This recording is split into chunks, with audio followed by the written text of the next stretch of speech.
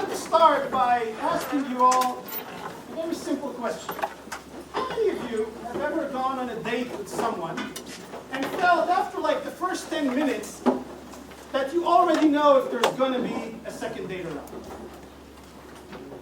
Okay, so there's like the first 10 minutes are kind of critical, right?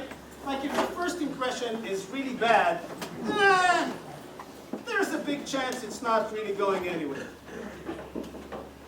Yeah, so you see, first impression is really very important. And I want to talk today about writing, because writing, for almost all of you, is going to be that first impression. This is true no matter what major you decide to pursue. Writing should be at the top of your list of skills that you want to acquire in college. And I'll tell you what. Let's say that you want to go and get a job after college. These days, you all know, it's a very competitive market. No matter what job you apply for, you're going to be competing against many other people. So you send in a resume and a cover letter, right? All jobs require that these days. Now, let me tell you, if someone has to sit there and read 200 or 300 letters to figure out who's the one person that he or she's going to hire, this is a very, very boring job to do, because all the letters look the same.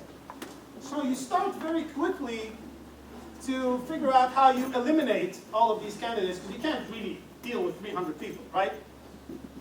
And it's very easy.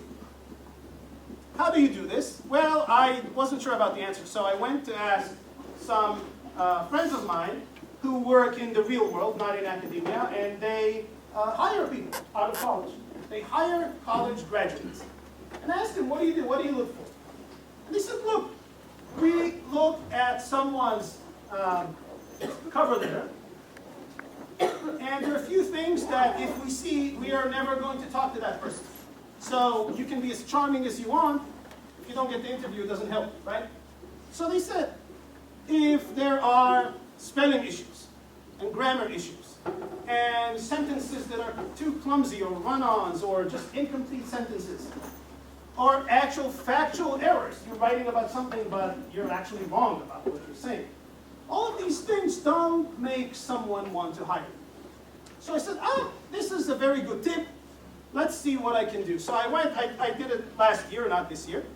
I went and checked in the essays that students in that class took with me last year.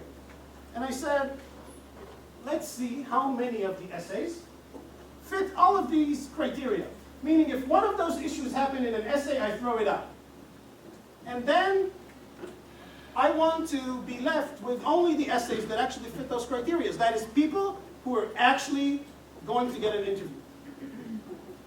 I had, in that pool that I looked at, 80 essays. Only 6 of them fit those criteria. 6 out of 80. So if you ever wonder how the people who get the jobs, it starts with this. They write a really good cover letter. If you ever wonder why I ask you to write short passages, it's for the same reason. Because you're not going to write 70 pages cover letter. You're not even going to write 5. You're going to have to write something very short, to the point, and it's going to have to be excellent if you actually want to get the interview. The same thing goes for grad schools, by the way. All grad schools these days require essays. Some a personal essay, some a writing sample, most of them want both.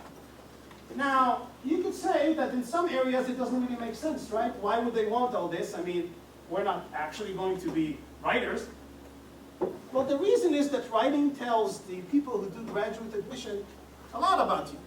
It tells them if you are an educated person. It tells them if you are someone who can fit in with the intellectual elite that is represented in graduate schools. And the better the graduate school, obviously, the more they care about this issue. It's very easy to be disqualified and not considered. The hard part is to actually get someone to want to talk to you. And so, this is something you should take seriously. You can, by the way, feel all sorts of negative emotions about this class and what I'm asking you to write, and that's fine. But you should take the issue of writing very seriously, because that is the one key to going somewhere after this. Now, honestly, if you want to get a job, let's say, instead of being the person who flips burgers at McDonald's, being the guy who is in charge of the person flipping burgers at McDonald's, that you probably can get without being a very decent writer. There are many jobs in the, let's say, $20,000 to $30,000 a year range that one can get easily without having to be a very good writer.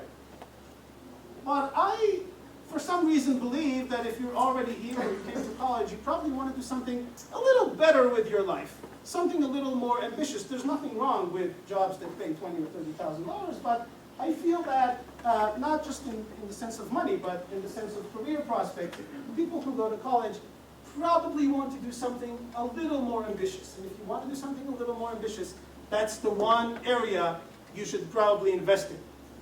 And that, as I said, regardless of your major. Now, there are many, many other skills that are good skills to pick up in college, and I'll be talking more about them in our coming meetings. So, thank you very much.